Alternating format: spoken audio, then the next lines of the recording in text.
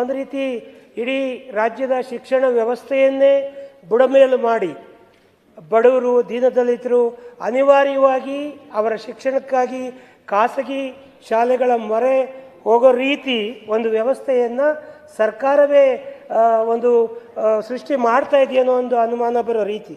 ಯಾಕೆ ಅಂತ ಹೇಳಿದ್ರೆ ಉತ್ತರ ಕೊಟ್ಟಿದ್ದಾರೆ. ಉಮಾಶ್ರೀಕ್ ಅವ್ರು ಹೇಳಿದಾಗೆ ಸುದೀರ್ಘವಾದ ಉತ್ತರ ಕೊಟ್ಟಿದ್ದಾರೆ.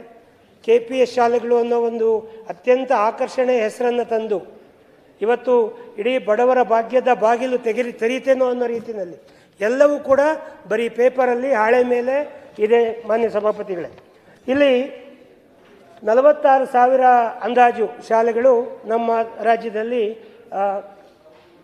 ಸರ್ಕಾರಿ ಶಾಲೆಗಳಿದೆ. ಮಾನ್ಯ ಸಭಾಪತಿಗಳೇ, ಸುಮಾರು 40 ಲಕ್ಷ ವಿದ್ಯಾರ್ಥಿಗಳು ಅಲ್ಲಿ ಕಲಿತಾ ಇದ್ದಾರೆ. 46,000 ಸರ್ಕಾರಿ ಶಾಲೆಗಳಲ್ಲಿ 40 ಲಕ್ಷಕ್ಕೂ ಹೆಚ್ಚು ವಿದ್ಯಾರ್ಥಿಗಳು ವಿದ್ಯಾಭ್ಯಾಸ ಮಾಡ್ತಿದ್ದಾರೆ. 6,000 ಸರ್ಕಾರಿ ಶಾಲೆಗಳನ್ನು ಪಂಚಾಯತ್ಗೊಂದರಂತೆ KPS ಶಾಲೆಗಳನ್ನು ಮಾಡಿ ಶಿಕ್ಷಣ ಸಚಿವರು ಹೇಳ್ತಿದ್ದಾರೆ, ನಾವು ಒಂದೂ ಶಾಲೆಗಳನ್ನು ಮುಚ್ಚೋದಿಲ್ಲ, ಆದರೆ ಪೋಷಕರು ಅವರಾಗಿ ಹೋದರೆ ನಾವೇನು ಮಾಡೋಕ್ಕಾಗಲ್ಲ. ಇದು ಒಂದು ರೀತಿ ಮಕ್ಕಳಿಗೆ ಊಟ ಹಾಕದೆ, ನಾನು ಸಾಯಿಸಲಿಲ್ಲ ಮಗುನ, ಅದು ಊಟ ಹಾಕದೆ ಸತ್ತೋಯ್ತು ಅನ್ನೋ ರೀತಿ ಸರ್ಕಾರಿ ಶಾಲೆಗಳನ್ನು ಸಾಯಿಸುವಂಥ ಒಂದು ವ್ಯವಸ್ಥಿತವಾದ ಸಂಚು ನಡೀತಾ ಇದೆ. ಮಾನ್ಯ ಸಭಾಪತಿಗಳೇ, ಇಲ್ಲಿ ನನ್ನ ಇದೆ ಅಷ್ಟೇ. ಮಾನ್ಯ ಮಧು ಬಂಗಾರಪ್ಪ ಅವರು ಶಿಕ್ಷಣ ಸಚಿವರಿದ್ದಾರೆ, ಅವ್ರ ಕಾಳಜಿ ಬಗ್ಗೆ ಗೌರವ ಇದೆ. ಆದರೆ ಒಂದು ಸಣ್ಣ ಸಲಹೆ, ಚರ್ಚೆಗೆ ಹೋಗೋದಕ್ಕಿಂತ ಮುಂಚೆ ಒಂದು ಸಣ್ಣ ಸಲಹೆ ಅಂದರೆ ದಯಮಾಡಿ ಮಾಡಿ KPS ಶಾಲೆಗಳನ್ನು ಮಾಡಿ, ಆದರೆ ಒಂದು ಸಣ್ಣ ಬದಲಾವಣೆಯೊಂದಿಗೆ. ಈಗ ಆಲ್ರೆಡಿ ಇರ್ತಕ್ಕಂಥದ್ರಲ್ಲಿ ಓಲ್ಡ್ ವೈನಿಂದ ನ್ಯೂ ಬಾಟ್ಲನ್ನ ಥರ ಆಗಬಾರ್ದು. ದಯಮಾಡಿ ಈಗ ಹೊಸದಾಗಿ ಒಂದು ಕ್ಯಾಂಪಸ್ ನಿರ್ಮಾಣ ಮಾಡಿ. ತಾವು ಕೊಡ್ತಾ ಇರೋ ರೀತಿ 1 ಕೋಟಿ ರೂಪಾಯಿ 2 ಕೋಟಿ ರೂಪಾಯಿನಲ್ಲಿ ಒಂದು KPS ಶಾಲೆ ನಿರ್ಮಾಣ ಮಾಡೋದಕ್ಕೆ ಖಂಡಿತ ಸಾಧ್ಯ ಇಲ್ಲ. ಕನಿಷ್ಠ 10ರಿಂದ 15 ಕೋಟಿ ರೂಪಾಯಿ ಹಣ ಕೊಟ್ಟು ಒಂದು 5 ಎಕರೆ ಜಾಗ ಕೊಟ್ಟು ಮಾಡಿದ್ರೆ ಮಾತ್ರ ಅದಕ್ಕೇನಾದರೂ ಒಂದು ಅರ್ಥ ಬರುತ್ತೆ. ಅದರ ಜೊತೆಯಲ್ಲಿ ದಯಮಾಡಿ ಒಂದು ಊರಿಗೆ, ಒಂದು ಗ್ರಾಮಕ್ಕೆ ಒಂದು ದೇವಸ್ಥಾನ ಎಷ್ಟು ಮುಖ್ಯನೋ ಒಂದು ಪ್ರಾಥಮಿಕ ಶಾಲೆ ಅಷ್ಟೇ ಮುಖ್ಯ. ದಯಮಾಡಿ ನಾವೆಲ್ಲ ಭಾಳ ಗಂಭೀರವಾಗಿ ಇದನ್ನು ಚಿಂತನೆ ಮಾಡಬೇಕಾಗುತ್ತೆ. ಖಂಡಿತ KPS ಶಾಲೆಗಳು 6,000 ಶಾಲೆಗಳು ತೆರೆದ ತಕ್ಷಣ ಖಂಡಿತವಾಗಲೂ ಕೂಡ ಎಲ್ಲ ಸರ್ಕಾರಿ ಶಾಲೆಗಳು 40,000 ಶಾಲೆಗಳು ಮುಚ್ಚೋಗುತ್ತೆ. ಮಾನ್ಯ ಸಭಾಪತಿಗಳೇ, ಭಾಳ ಕಳಕಳಿಯಿಂದ ನಾನು ವಿನಂತಿ ಮಾಡ್ತೇನೆ. ಇವ್ರು ಕಟ್ಟಲಿಲ್ಲ, ಕಾಂಗ್ರೆಸ್ನವ್ರು ಕಟ್ಟಲಿಲ್ಲ, BJP ಅವ್ರು ಕಟ್ಟಲಿಲ್ಲ, JDSನವ್ರು ಕಟ್ಟಲಿಲ್ಲ. ಇವೆಲ್ಲ ಸ್ವಾತಂತ್ರ್ಯ ಪೂರ್ವದಲ್ಲಿ ಬ್ರಿಟಿಷ್ನರ ಕಾಲದಲ್ಲಿ ಸ್ಥಾಪನೆಯಾದಂಥ ಶಾಲೆಗಳು. ನಮ್ಗೆ ಯಾವ ಅಧಿಕಾರನೂ ಇಲ್ಲ ಅವನ್ನು ಮುಚ್ಚೋದಕ್ಕೆ. ಅವನ್ನು ಮುಚ್ಚಿ ಹಾಗಾದರೆ ಕಟ್ಟಡಗಳನ್ನ ಏನು ಮಾಡ್ತೀರಿ? ಆ ಕಟ್ಟಡಗಳನ್ನ ಏನು ಮಾಡಬೇಕು? ಪ್ರತಿ ಗ್ರಾಮದಲ್ಲೂ ಒಂದು ಪ್ರಾಥಮಿಕ ಶಾಲೆ ಇದೆ. ಆ ಊರಿನವರು ಹಿರಿಯರು ಸೇರಿಕೊಂಡು ಸ್ವಂತ ಹಣ ಹಾಕಿ ಶ್ರಮ ಹಾಕಿ ಶಾಲೆಗಳನ್ನು ಕಟ್ಟಿದ್ದಾರೆ. ನಮ್ಮೂರಿನ ಶಾಲೆ ಕೂಡ, ನಾನು ಓದಿದ ಶಾಲೆ ಕೂಡ ಊರಿನವ್ರು ಸೇರಿ ಕಟ್ಟಿಸಿದ್ದು. ಅವನ್ನು ಮುಚ್ಚಿ ಏನು ಮಾಡಬೇಕು ಅಂತ ಹೊರಟಿದ್ದೀರಿ? ಹಾಗಾಗಿ ದಯಮಾಡಿ ಆ ಶಾಲೆಗಳನ್ನ ಹಾಗೆ ಉಳಿಸ್ಕೊಳ್ಳಿ. LKGಯಿಂದ 5ನೇ ತರಗತಿವರೆಗೆ ಒಂದು ಗ್ರಾಮಕ್ಕೆ ಒಂದು ದೇವಸ್ಥಾನ, ಒಂದು ಗ್ರಾಮಕ್ಕೆ ಒಂದು ಪಾಠಶಾಲೆ ಇಲ್ಲ ಅಂದರೆ ಇದು ಊರಲ್ಲ, ನಾಗರಿಕ ಸಮಾಜನೂ ಅಲ್ಲ, ಇದೊಂದು ರಾಜ್ಯನೂ ಅಲ್ಲ ಅನ್ನೋ ರೀತಿ ಆಗುತ್ತೆ. ದಯಮಾಡಿ ಒಂದು ಚೇಂಜ್ ಮಾಡ್ಕೊಳ್ಳಿ. KPS ಶಾಲೆನ 6ನೇ ಕ್ಲಾಸಿಂದ 12ನೇ ಕ್ಲಾಸ್ವರೆಗೆ ಒಂದು ದೊಡ್ಡ ಕ್ಯಾಂಪಸ್ ಮಾಡಿ. ಇಲ್ಲಿ ಭೋಜೇಗೌಡರಿದ್ದಾರೆ, ಶಿಕ್ಷಕ ಕ್ಷೇತ್ರ, ನಮ್ಮ ಹೊರಟ್ಟಿ ಸಾಹೇಬರಿದ್ದಾರೆ, ನಮೋಶಿ ಅವರಿದ್ದಾರೆ. ಒಂದು ಯೋಚನೆ ಮಾಡಿ, ದಯಮಾಡಿ ಯೋಚನೆ ಮಾಡಿ, ಒಂದು ಸಭೆ ಕರೀರಿ, ತೀರ್ಮಾನ ರಿವೈಸ್ ಮಾಡಿ. KPS ಶಾಲೆ ಮಾಡೋದು ತಪ್ಪಲ್ಲ. ಇವತ್ತು ಊರುಗೊಂದು ಶಾಲೆ ಆಗಿದೆ, 7ನೇ ಕ್ಲಾಸು 8ನೇ ಕ್ಲಾಸ್ವರೆಗೆ ಶಾಲೆಗಳಿದ್ದಾವೆ. ಆದರೆ ದಯಮಾಡಿ 5ನೇ ತರಗತಿವರೆಗೆ ಪ್ರಾಥಮಿಕ ಶಾಲೆಯನ್ನು ಆ ಊರಲ್ಲಿ ಉಳಿಸಿ ನಿಮ್ಗೆ ಕೈ ಜೋಡಿಸಿ ಪ್ರಾರ್ಥನೆ ಮಾಡ್ತೇನೆ. ಸರ್ಕಾರ ಖಂಡಿತ ಈ ತಪ್ಪು ಹೆಜ್ಜೆ ಇಡಬೇಡಿ. ದಯಮಾಡಿ ಬಡವರು ಇನ್ಯಾವತ್ತೂ ಉದ್ಧಾರ ಆಗೋದಕ್ಕೆ ಸಾಧ್ಯನೇ ಇಲ್ಲ. ಅಲ್ಲೆಲ್ಲ SC ST ಮಕ್ಕಳು ಕಲಿತಾ ಇರೋದು, ಬಡವರ ಮಕ್ಕಳು, ಕೂಲಿ ಕಾರ್ಮಿಕರ ಮಕ್ಕಳು, ಯಾರಿಗೆ ಶಕ್ತಿ ಇಲ್ಲ ಹೊರಗಡೆ ಹೋಗೋದಕ್ಕೆ ಅವ್ರು ಕಲಿತಾ ಇದ್ದಾರೆ. ಹಾಗಾಗಿ ದಯಮಾಡಿ 6ನೇ ತರಗತಿಯಿಂದ 12ನೇ ತರಗತಿವರೆಗೆ ನೀವು KPS ಶಾಲೆ ಮಾಡಿ, ಒಂದು ಪಂಚಾಯತ್ಗೊಂದು ಮಾಡಿ. ನಿಮ್ಮ ಯೋಚನೆ ಸರಿ ಇದೆ, ಆದರೆ ಈ 46,000 ಶಾಲೆಗಳನ್ನು ಯಾವುದೇ ಕಾರಣಕ್ಕೂ ಮುಚ್ಚಬೇಡಿ. ಅವನ್ನು ಉಳಿಸ್ಕೊಂಡು ನೀವು ಮುಂದಕ್ಕೆ ಹೋಗಿ. ಇಷ್ಟನ್ನು ಮಾತ್ರ ನಾನು ಹೇಳ್ತೀನಿ. ಇದು ನನ್ನ ಬೆಳಗಾವಿ ಸೆಷನ್ ಕೊನೆಯ ಅವಧಿ. ಹಾಗಾಗಿ ದಯಮಾಡಿ ಇದೊಂದು ಆಗಬೇಕು ಅಂತೇಳಿ ಪ್ರಾರ್ಥನೆ ಮಾಡಿ ತಮ್ಮ ಮುಖಾಂತರ. ಸಚಿವರು ಮತ್ತೆ ಎಲೆಕ್ಷನ್ ಇದೆ, ಆದರೆ ನಾನು ಹೋಗ್ತಾ ಇಲ್ಲ. MLC ಆಗಿದ್ದು ಕೊನೆಯ ಅವಧಿ. ದಯಮಾಡಿ ತಾವು ಇದಕ್ಕೆ ಸಭಾಪತಿಯವರು, ನನ್ನ ಕಾಳಜಿ ಇದೆ, ತಮ್ಮ ಕಾಳಜಿ ಇದೆ. ದಯಮಾಡಿ ಸರ್ಕಾರದ ಮೇಲೆ ತಮ್ಮ ಇನ್ಫ್ಲೂಯೆನ್ಸ್ ಕೂಡ ಇದನ್ನು ಮಾಡಬೇಕಾಗತ್ತೆ. ಚೆನ್ನಾಗಿ ಹೇಳಿದ್ರು, ಕೂತ್ಕೊಳ್ಳಿ, ಚೆನ್ನಾಗಿ ಹೇಳಿದ್ರಿ. ಹೇಳಿ ಸಚಿವರು ಹೇಳಿ, ಅವ್ರ ಕಾಳಜಿ ಅರ್ಥ ಮಾಡ್ಕೊಳ್ಳಿ. ಅಧ್ಯಕ್ಷರೇ, ಸದಸ್ಯರುಗಳ ಕಾಳಜಿಯನ್ನು ಒಂದು ಕಡೆಗೆ ಉಮಾಶ್ರೀ ಅವರು ಕೂಡ ಶ್ರೀಮತಿ ಉಮಾಶ್ರೀ ಅವರು ಹೇಳಿರ್ತಕ್ಕಂಥದ್ದು ಇದು ಒಳ್ಳೆಯದು ಅಂತ ಹೇಳಿ, ಇನ್ನೊಂದು ಕಡೆಗೆ ಮಾನ್ಯ ಚಿದಾನಂದ್ ಅವರು ಕೂಡ ಹೇಳಿರ್ತಕ್ಕಂಥದ್ದು ಇದು ಒಳ್ಳೆಯದು ಅಂತ ಹೇಳಿ ನೀವು ಒಂದು ಕಡೆಗೆ ಹೇಳ್ತಾ ಇದ್ದೀರಾ. ಆದರೆ ಎಲ್ಲೂ ಕೂಡ ಒಬ್ಬ ಶಿಕ್ಷಣ ಸಚಿವನಾಗಿ ಇವತ್ತುವರೆಗೂ ಯಾವುದೇ ಶಾಲೆ ಕ್ಲೋಸ್ ಮಾಡ್ತೀನಿ ಅಂತೇಳಿ ಎಲ್ಲೂ ಹೇಳೇ ಇಲ್ಲ. ಅಲ್ಲ, ಒಂದು ನಿಮಿಷ. ಅದಾದಾಗ ಒಳ್ಳೆ ಶಾಲೆಗೆ ಹೋಗ್ತಾರೆ ಅಂಥೇಳಿ ನೀವು ಹೇಳೋ ಅಧಿಕಾರ ನಿಮ್ಮಲ್ಲೂ ಇರೋದಿಲ್ಲ, ಯಾರಿಗೂ ಇರೋದಿಲ್ಲ. ಬಡವರು, SC ST OBC ಅವರಿಗೆ ಮಾಡ್ತಾ ಇರೋದು. ಅವ್ರು ಎಲ್ಲಿಂದ ಹೆಂಗೆ ಬರ್ತಾರೆ ಅನ್ನೋದು ಒಂದು ಪ್ರಶ್ನೆ. ಅವರಿಗೆ ಟ್ರಾನ್ಸ್ಪೋರ್ಟೇಷನ್ ಕೂಡ ನಾವೇ ಫ್ರೀಯಾಗಿ ಕೊಡ್ತಾ ಇದ್ದೀವಿ ಎಲ್ಲ KPS ಶಾಲೆಯಲ್ಲಿ.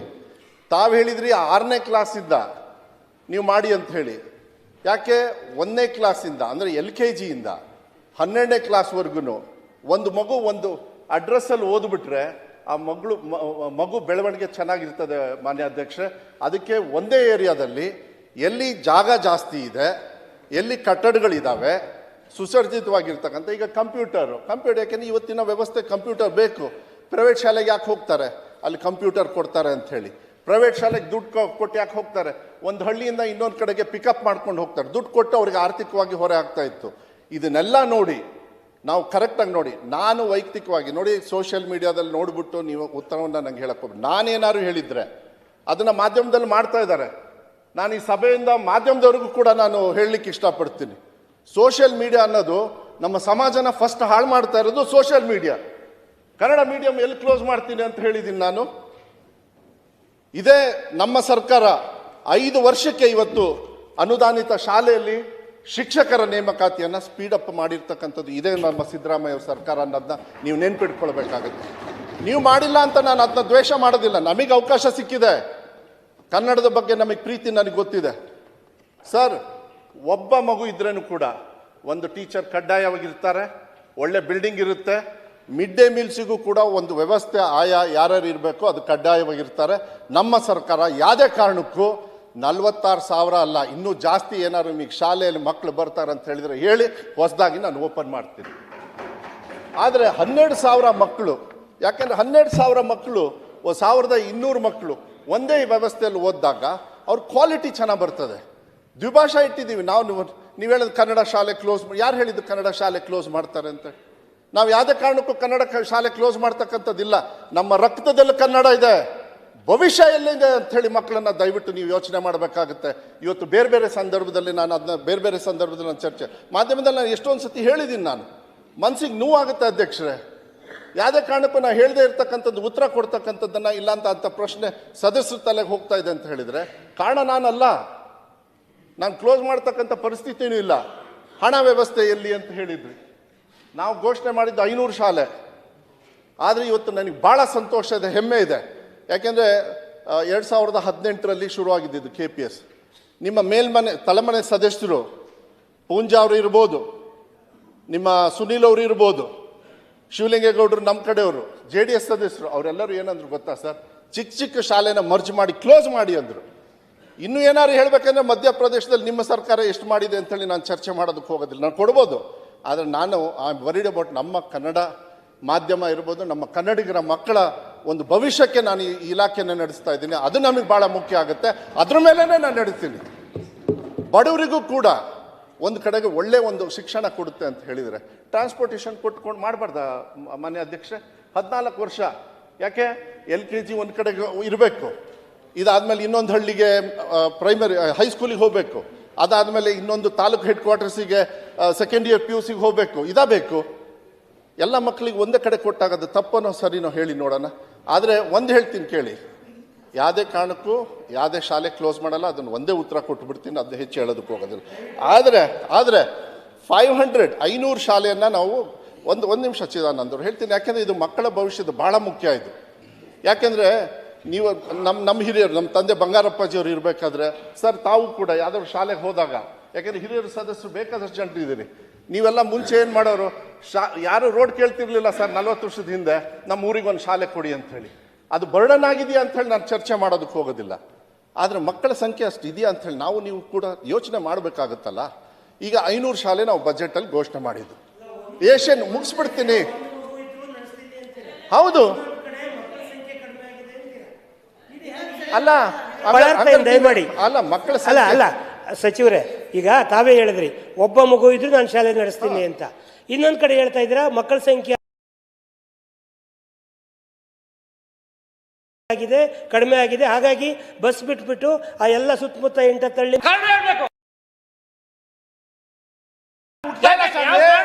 ಮಕ್ಕಳ ಸಂಖ್ಯೆ ಕಡಿಮೆ ಆಯ್ತು. ಮಕ್ಕಳು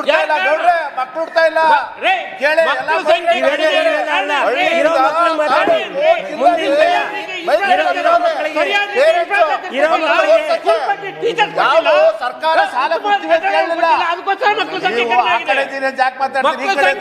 ಮಾತಾಡ್ತಿದ್ರಿ, ಈ ಕಡೆಯಿಂದ ಸರ್ಕಾರ ಸಾಲ ಮಾತಾಡ್ತಿದ್ರಿ, ಈ ಕಡೆಯಿಂದ ಮಾತಾಡ್ತಿದ್ರಿ, ಇದು ಮುಚ್ಚಬೇಕಾಗಿಲ್ಲ. ನೀವು ಹೇಳ್ತಾ ಮಾತಾಡ್ತಾ ಇದ್ದೀರಿ.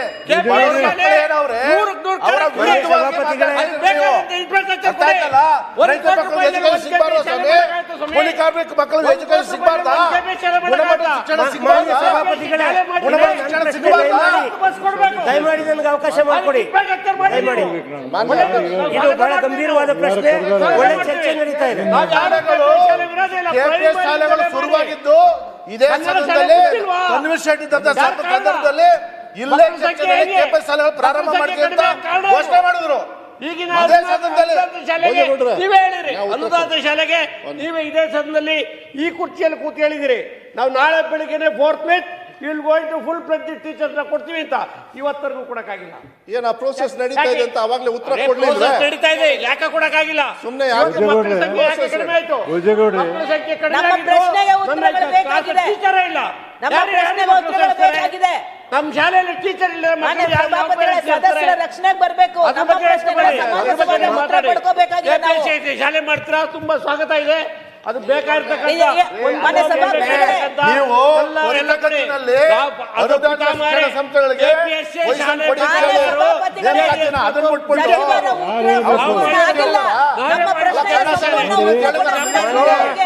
ಅಲ್ಲ ಗುಣಮಟ್ಟ ಅನ್ನುವಂಥದ್ದು ಇಂಪಾರ್ಟೆಂಟ್. ನಿಮ್ಮ ಮಕ್ಕಳು ನಮ್ಮ ಮಕ್ಕಳೆಲ್ಲ ಸಿಬಿಎಸ್ ಶಾಲೆಗಳು ಓದ್ತಾವ್ರೆ,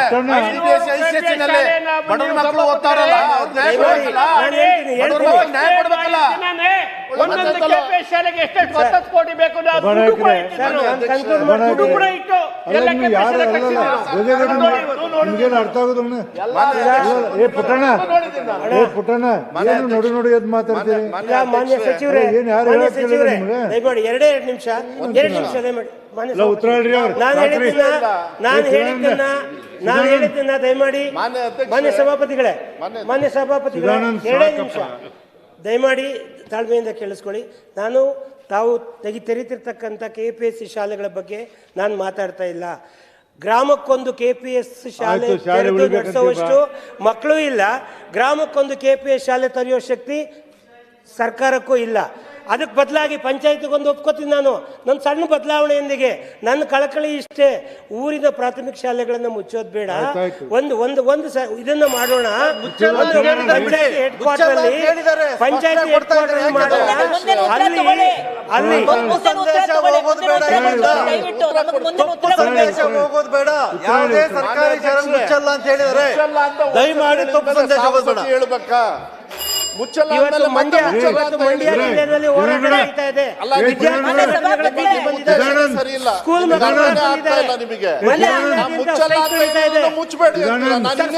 ಮುಚ್ತಾ ಇದ್ದಾರೆ. ನಿಮ್ಮ PEOಗಳು ಹೇಳಿದ್ದಾರೆ, ಸಭಾಪತಿಗಳೇ, ಇನ್ಸ್ಟ್ರಕ್ಷನ್ ಕೊಟ್ಟಿದ್ದಾರೆ, ಹೇಳ್ತೀನಿ, ಇನ್ಸ್ಟ್ರಕ್ಷನ್ ಕೊಟ್ಟಿದ್ದಾರೆ. ಮುಚ್ಚೋದಿಲ್ಲ ಅಂದ್ರೆ ಮುಗಿದೋಯ್ತು.